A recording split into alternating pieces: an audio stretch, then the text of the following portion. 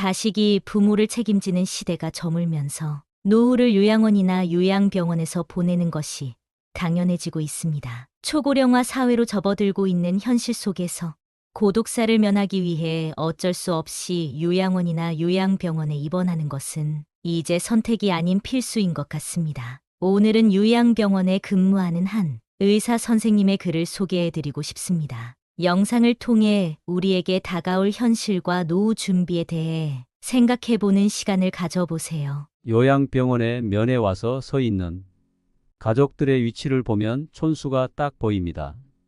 침대 옆에 바짝 붙어 눈물 콧물 흘리며 이것저것 챙기는 여자는 딸입니다. 딸의 옆에는 대부분 사위가 뻘쭘하게 서 있을 겁니다. 문간쯤에 서서 먼 산 보고 있는 사내는 아들이 대부분입니다.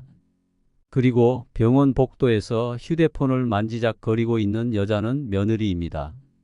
놀랍게도 아들보다는 딸들이 이따금씩 찾아와 말 동무도 해주고 따뜻한 음식도 준비해와서 살뜰히 챙기는 모습을 보입니다.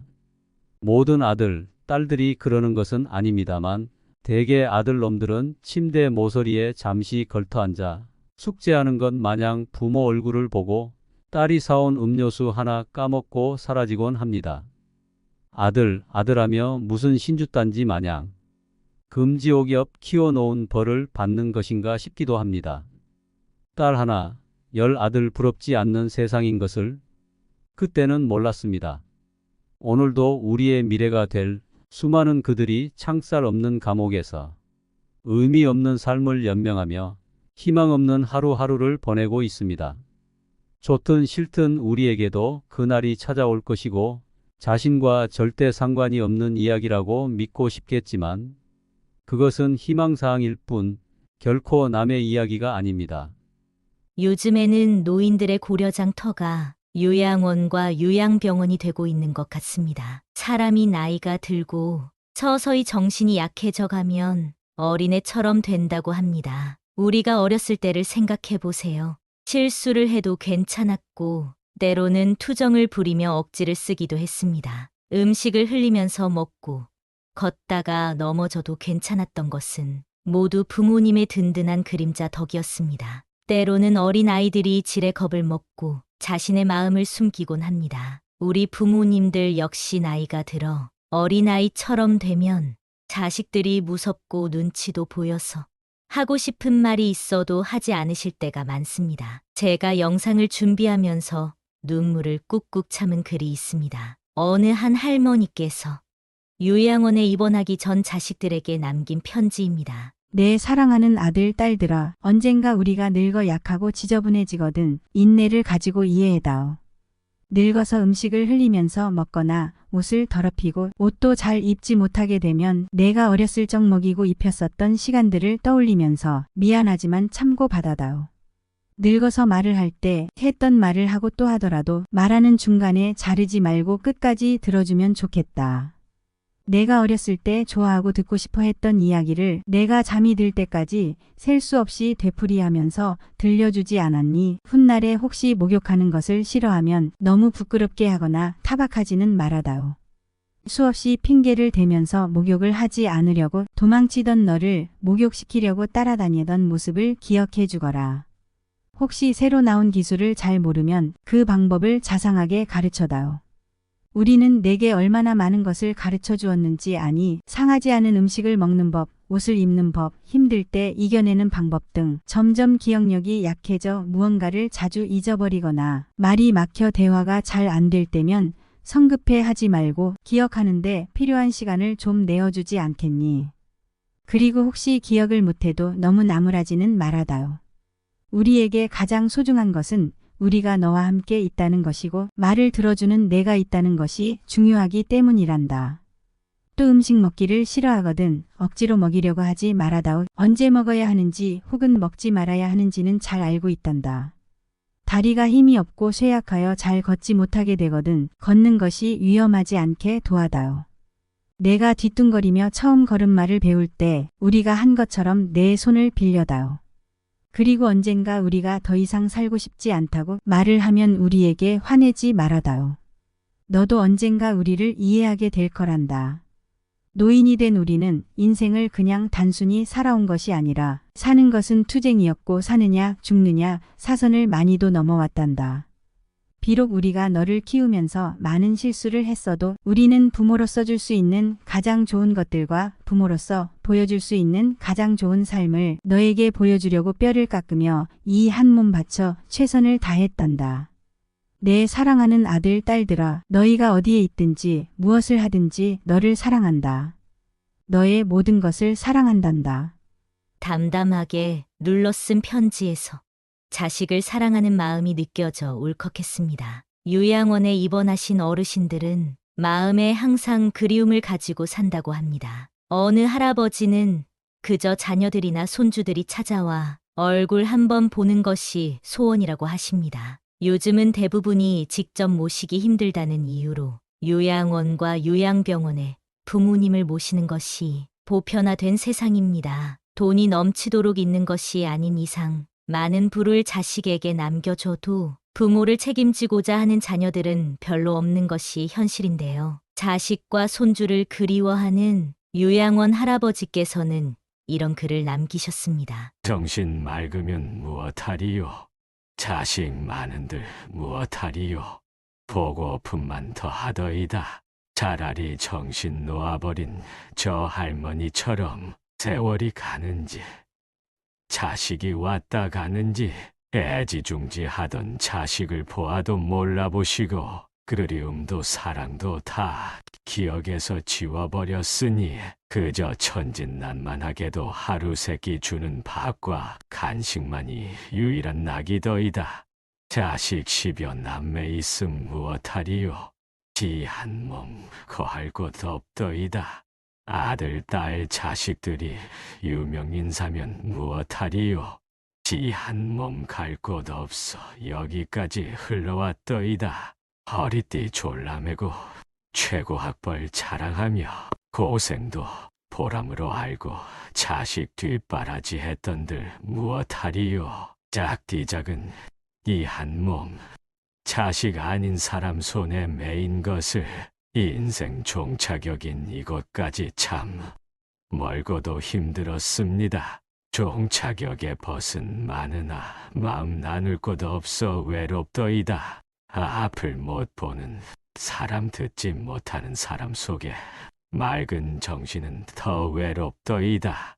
치매로 정신을 망각하면 차라리 고통에서 벗어나는 유일한 방법인지도 모르겠습니다. 몸 쇠하고 정신 맑으면 무엇하리요?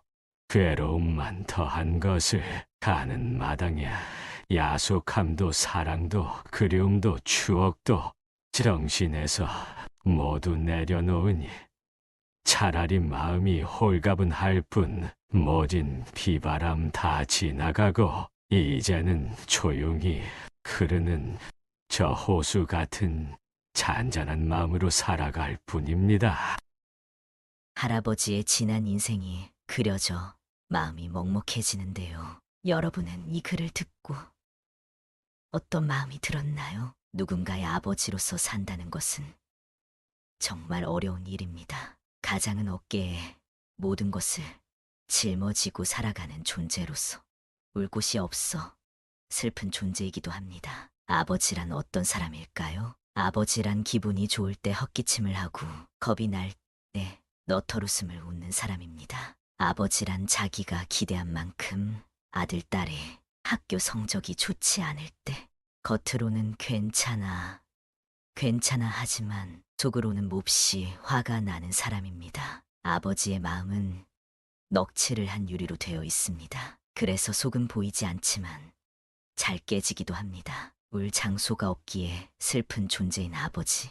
아버지가 아침 식탁에서 성급하게 일어나서 나가는 직장은 즐거운 일만 기다리고 있는 곳은 아닙니다. 아버지는 머리가 새딸린 용과 싸우러 나가십니다. 그것은 피로와 뜻없는 일과 직장 상사에게서 받는 스트레스입니다. 아버지란 내가 아버지 노릇을 제대로 하고 있나? 내가 정말 아버지다운가? 하는 자책을 날마다 하는 사람입니다. 아버지란 자식을 결혼시킬 때 한없이 울면서도 얼굴에는 웃음을 나타내는 사람입니다. 아들, 딸이 밤늦게 돌아올 때 어머니는 10번 걱정하는 말을 하지만 아버지는 10번도 넘게 현관을 쳐다봅니다. 아버지의 최고의 자랑은 자식들이 남에게서 칭찬을 받을 때라고 합니다. 아버지들이 가장 꺼림칙하게 생각하는 속담이 있습니다. 그것은 가장 좋은 선생은 손수 모범을 보이는 것이다 라는 속담입니다. 아버지는 늘 자식들에게 그럴듯한 교훈을 하면서도 실제 자신이 모범을 보이지 못하기 때문에 이 점에 있어 미안하게 생각도 하고 남 모르는 콤플렉스도 가지고 있습니다. 아버지는 이중적인 태도를 곧잘 취합니다. 그 이유는 아들, 딸들이 나를 닮아 주었으면 하고 생각하면서도 나를 닮지 않아 주었으면 하는 생각을 동시에 하기 때문입니다. 아버지에 대한 우리의 인상은 나이에 따라 달라집니다. 일반적으로 나이에 따라 변하는 아버지의 인상은 어릴 때는 무엇이나 다 할 수 있는 나의 영웅이었고 청년이 되었을 땐 세대 차이가 나고 이해가 안 가는 존재였으며 중년이 되어서는 올바른 조언을 해주시는 훌륭한 삶의 길잡이입니다. 아버지란 돌아가신 뒤에도 두고두고 그 말씀이 생각나는 사람입니다. 아버지란 돌아가신 후에야 보고 싶은 사람입니다. 아버지는 결코 무관심한 사람이 아닙니다. 아버지가 무관심한 것처럼 보이는 것은 체면과 자존심과 미안함 같은 것이 어우러져서 그 마음을 쉽게 나타내지 못하기 때문입니다. 아버지의 웃음은 어머니의 웃음보다 농도가 2배쯤은 진하며 울음은 10배쯤 될 것입니다. 아들, 딸들은 아버지의 수입이 적은 것이나 아버지의 지위가 높지 못한 것에 대해 불만이 있지만 아버지는 그런 마음에 속으로만 웁니다. 아버지는 가정에서 어른인 체를 해야 하지만 친한 친구를 만나면 소년으로 돌아갑니다. 아버지는 어머니 앞에선 기도도 안 하지만 혼자 차를 운전하면서는 큰 소리로 기도도 하고 주문을 외기도 하는 사람입니다. 어머니의 가슴은 봄과 여름을 왔다 갔다 하지만 아버지의 가슴은 가을과 겨울을 오고 갑니다. 예전에는 몰랐습니다. 나에게만 흐르는 줄 알았던 시간이 우리 부모님에게도 흐르고 있었다는 사실을 말입니다. 자식 뒷바라지 하시느라 당신들의 삶을 제대로 누리지 못했고 한 해 한 해 지날 때마다 깊어지는 주름을 보고 있으면 좀 더 잘해드리지 못한 지난 날이 후회되곤 합니다. 그러니 살아 생전에 전화도 자주 드리고 한 번이라도 더 찾아뵙고 맛있는 것도 함께 먹는 것이 이제는 최고의 효도가 아닐까 생각하게 됩니다. 언젠가 이별의 날이 찾아온다 생각하면 서글퍼지지만 더 많이 사랑했던 날들만 기억하고 싶기에 자주 찾아뵙고자 합니다. 시간은 되돌릴 수가 없습니다. 다가올 미래에 잘 돼서 효도해야지 생각하는 것보다 현재 내가 할 수 있는 최선을 다해 부모님을 사랑하세요. 앞으로도 여러분과 여러분의 부모님의 삶이 건강하고 행복하기를 소망합니다.